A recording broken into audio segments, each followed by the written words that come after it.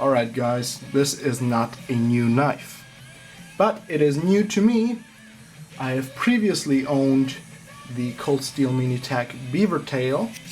I have customized it. I've taken off the bead blast finish.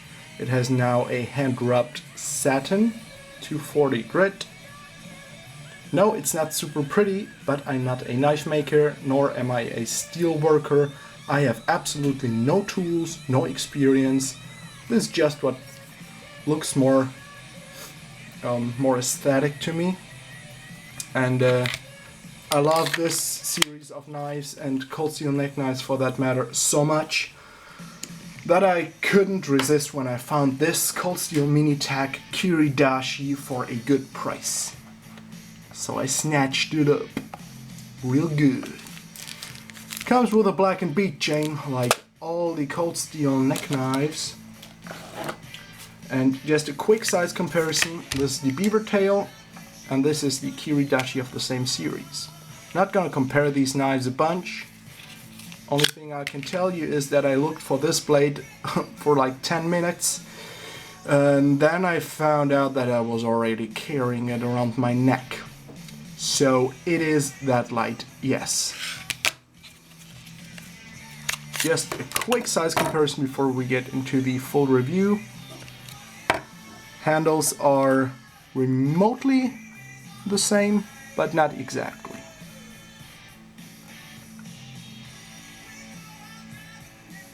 Blades, definitely not the same. And the only thing that bugs me just a little bit is that the blade is tilted upwards. Because I do like negative angle blades, this is a positive angle. More than positive, it is, yeah, tilted upwards, and you hold it like that, backwards, which means you have to extend your wrist a lot to get the most distance. No, not distance, reach. So this is the comparison in finishes. Bead blasted on the Kiridashi and satin finish on the beaver tail. I'm not sure if I'm gonna modify this one because this one has a more complex grind, the other one is full flat grind.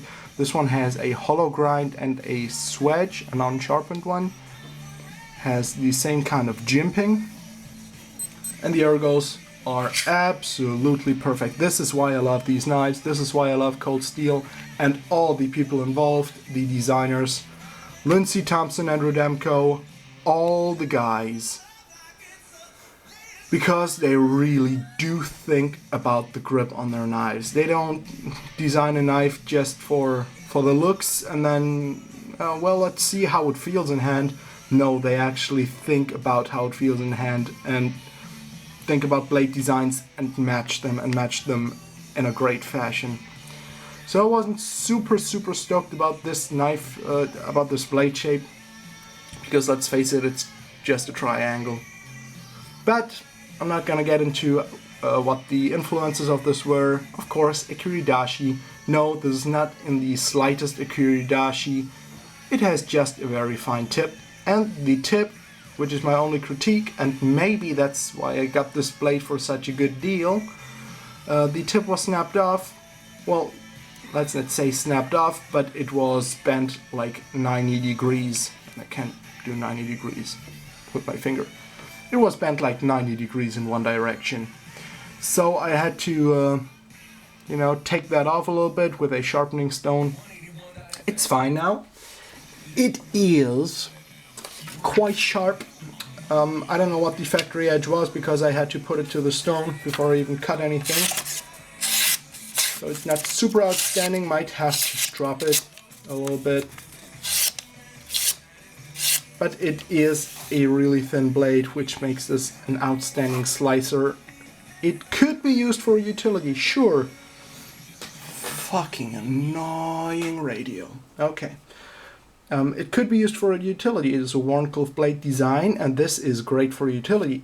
But this is a strict defensive blade for me. I have utility knives more than I can count. But this one I will count my life on if I have to.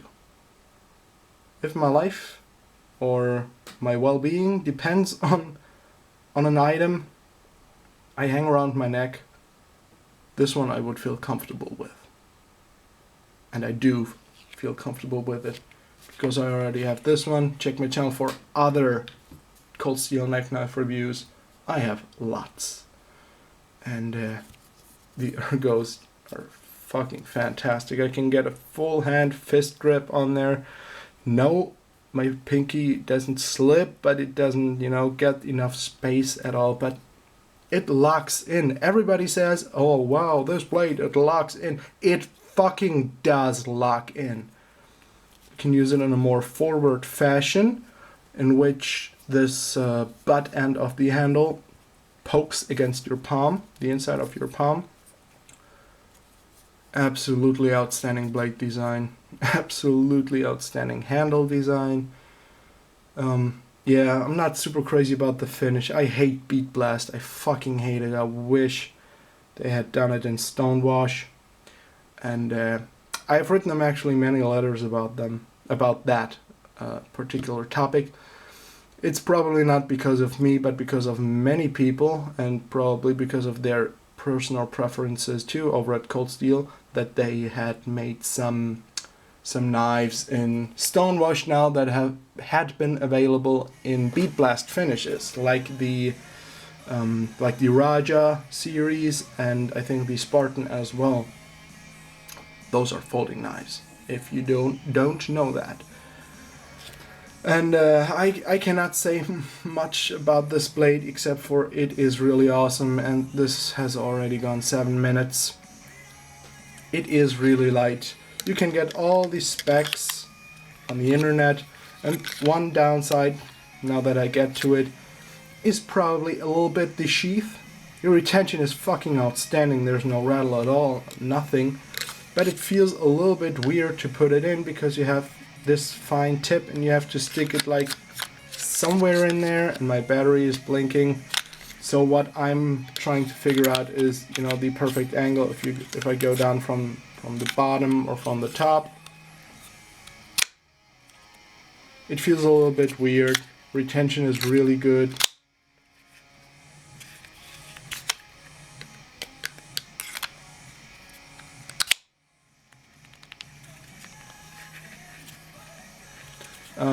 A little modification I had to do besides the regrind of the blade was I just took some 240 grit sandpaper and sanded it off for just a second, just a couple of strokes, couple of rubs. Yeah. And it's nice now. It was sanding off my fucking fingertips before. It was that grippy. Faux G10 handles, because you don't need real G10 on a full tang knife. You just need something with a little bit more grip. The corners are not perfectly flush here, but you could easily sand that off, and I might. So that's it for now. I thank you very much for watching. There are more knife reviews coming your way. So I thank you much for watching. Very much for watching. What the fuck. Have a great night. Roll Tide, y'all.